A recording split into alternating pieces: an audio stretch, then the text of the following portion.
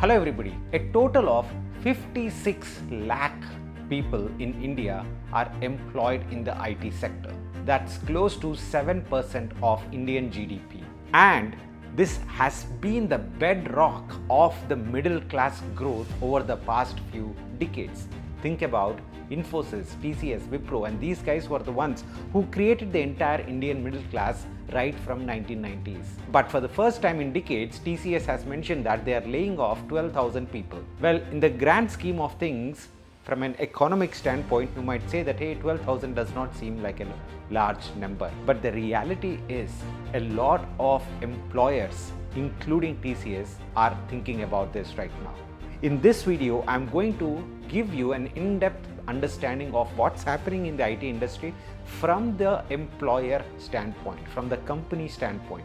What are they thinking and what are they doing, and how does that reflect with respect to what you need to do going forward. So let's get started with the first point, which is a lot of companies from around the world have shown tremendous interest in working with the IT services company in India or setting up their own office in places like Bengaluru, Hyderabad, Chennai, etc. Now that number is going to go down, the number of companies that are going to set up their offices. And why is that? I'll give you a very simple example.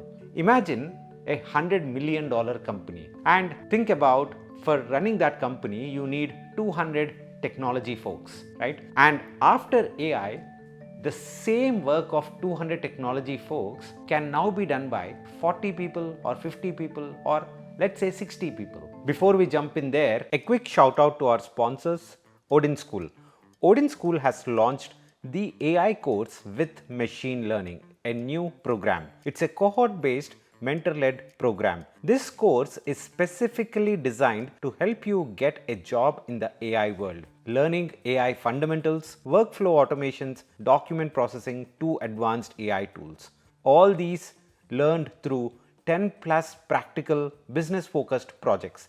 Everything from an AI powered competitor scanner and a smart prompt library to a lead qualification bot.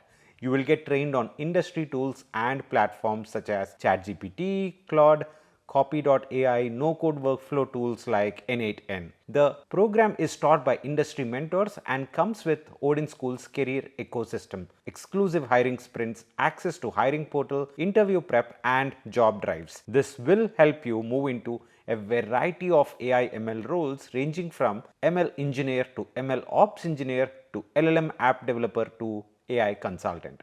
Regarding the course fee, you have options to pay through monthly EMIs and scholarships are also available.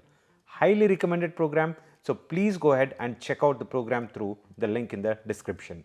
Now previously, to have those 200 people in the US, it was kind of expensive for the company, so they were setting up an office in India for these 200 employees. But now, if they think about setting up an office in India, it's only for 60 people. So it might not make a lot of sense for them from a cost perspective. And why is that? Because earlier, all these 200 people used to absorb the overhead cost, which is office rent, which is your payroll processing in a new country, setting up a new corporation, and all these additional expenses were spread across 200, 300, 400 folks.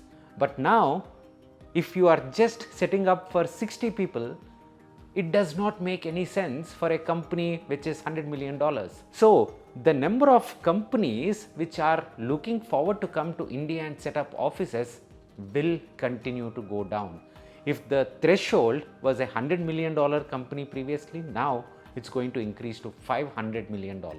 Right? So this is one big reason why we will start noticing the number of jobs potentially coming down. And what else?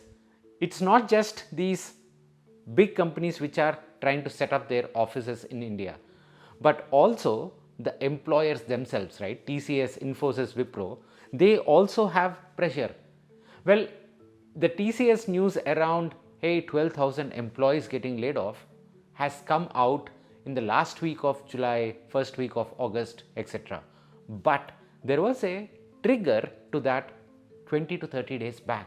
And what was that trigger? Their quarterly results were not up to the mark. Their revenues missed the expected numbers and their share price has gone down by 3.5% in July on the day exactly when their quarterly results were announced. So what does it say? They are not hitting the expected revenues. They were expecting 100. They did not hit 100. They are hit only 98, 97. Now they have certain cost. So they need to reduce the cost as well because they are not hitting the revenues. So they can't justify the costs. Now that was the trigger.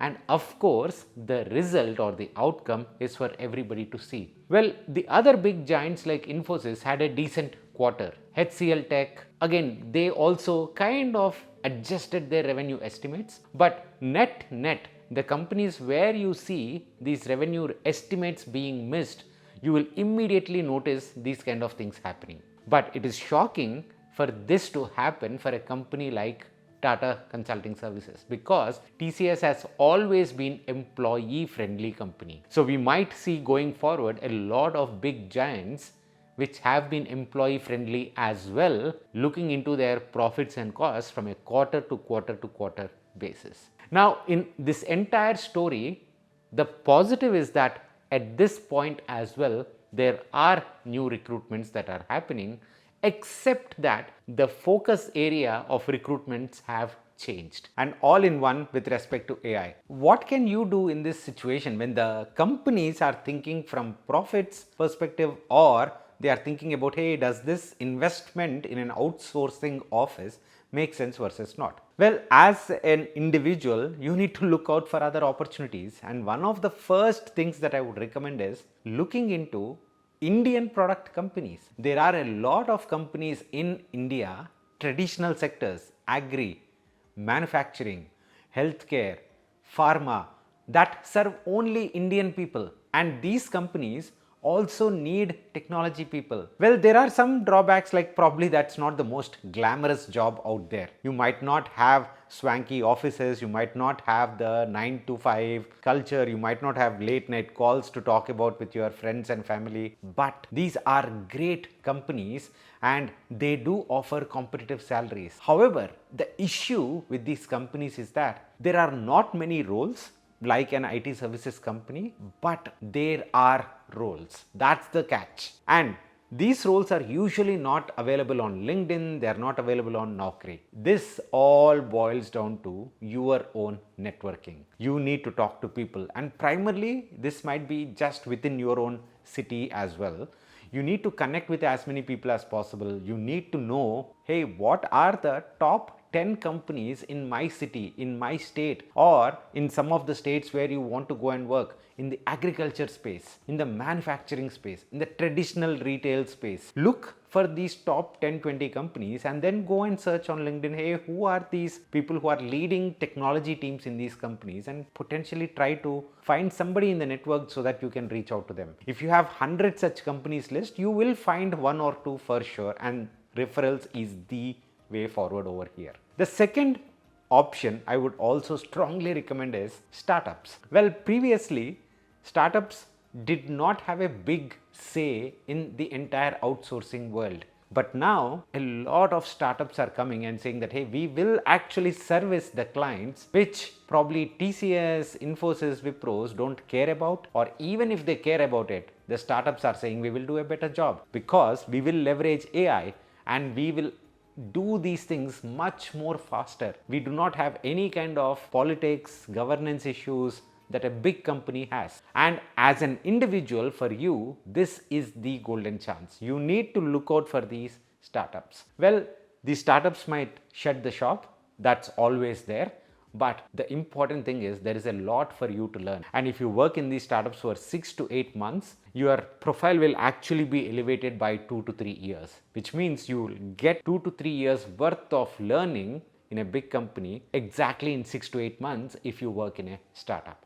So do not ignore startups as such. Again, where do you find this job? Exactly the same way as Indian product companies, through referrals, through networks. You need to follow people. You need to be very active on LinkedIn. LinkedIn should not be looked like, hey, I will go there and I will post something when I need a job. I will look for people when I need a job. But no, the best time to search for a job is actually when you don't need a job. So please be very active in that community as well. Now, these are the two areas which I would highly recommend for you to go ahead and start searching.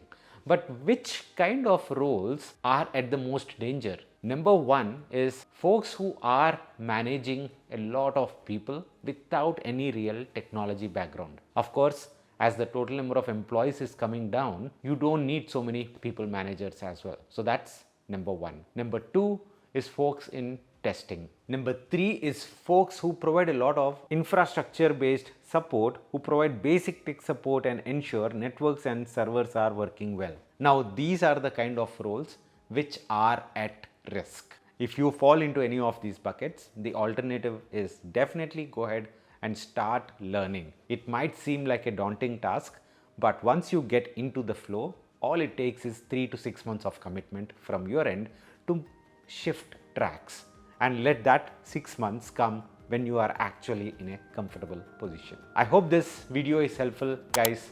Please do share it with your network. Please do act when you are surrounded by positive vibes so that you can move forward without too much stress. See you in the next one. Bye bye.